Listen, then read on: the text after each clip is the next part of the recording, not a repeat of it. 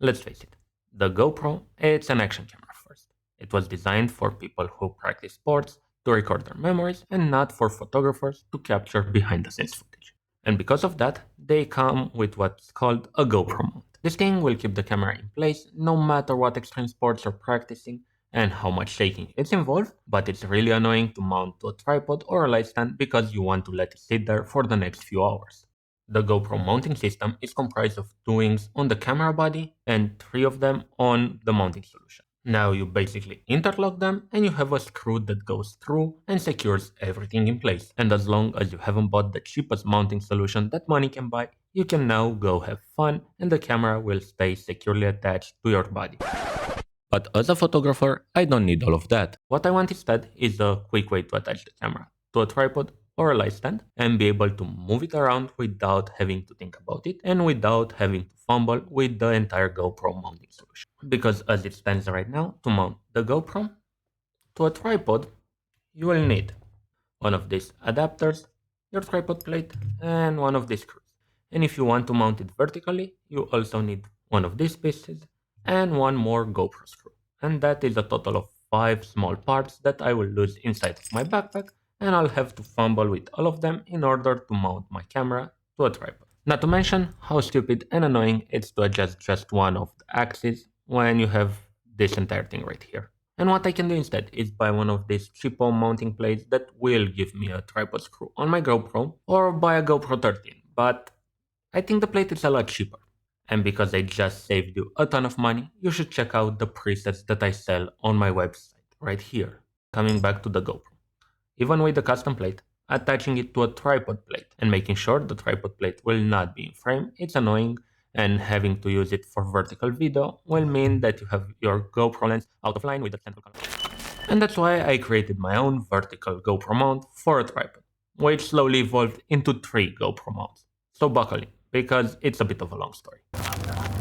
For my first attempt, what I did was this angle bracket. It removed the classical wings that you see on a normal angle bracket and replaced it with a tripod hole. This way, instead of having an adapter from the tripod screw to a GoPro mount to another GoPro mount and all of that thing, you had only one piece and you will need one GoPro screw to attach the GoPro. This was a great improvement over the original situation, but because I just downloaded a model of the web, I didn't realize that the tripod hole was not aligned with the lens of the GoPro. That's mostly a concern for panorama use, but also when you want to film something and we want to pan around, it will look a lot smoother if the turning point is right under the lens of the camera. So I leveled it up. I extended this bottom bracket right here, and now the camera lens is aligned with the tripod hole. And this was prototype number 2. But that wouldn't stop me from fumbling around with the wings of the GoPro. They would never stay open, especially with the new mount. And after taking the GoPro off the part, I would have to remember to put the screw back into the mount so I wouldn't lose it. Still annoying. So let's level it up again. For iteration number 3, instead of using the GoPro wings, I'm going to use the tripod hole that I've previously installed on my GoPro. The key to my problem is this $1 screw that I found on AliExpress. Because it doesn't have threads all the way on the shaft, I can actually turn it into a captive screw, and this way I don't have to remember to mount it back together after I take my GoPro off the mount. And as a bonus, I can pivot my GoPro inside of the mount. This will come in handy later on when I'm trying to mount it to my neck. But before that, let's take it one step further so I wouldn't need a tripod plate anymore. And this was an easy fix. Because I'm using Arca Swiss-compatible tripods, all I had to do is create these wings on the side of my GoPro mount. This way I can just plop it onto the tripod head, print my GoPro, and I'm good to go. So now, let's drag race it with the original mounts.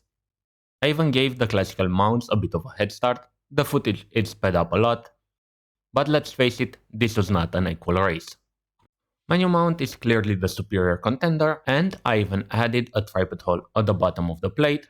This one is aligned with the lens of the GoPro, and you can use it to attach it to, let's say, a light stand or a small ball head and mount it wherever you feel like. And at least for now, this is the final version of the GoPro vertical mount that I designed specifically for photographers, and it's compatible with Arca Swiss tripods. The only Problem is that I enjoyed using this adapter so much that I just had to adapt the design for my other GoPro use case, like wearing the GoPro around my neck or under my beard, because the beard was always in the way and I always struggled with this adapter to get nice looking POV shots.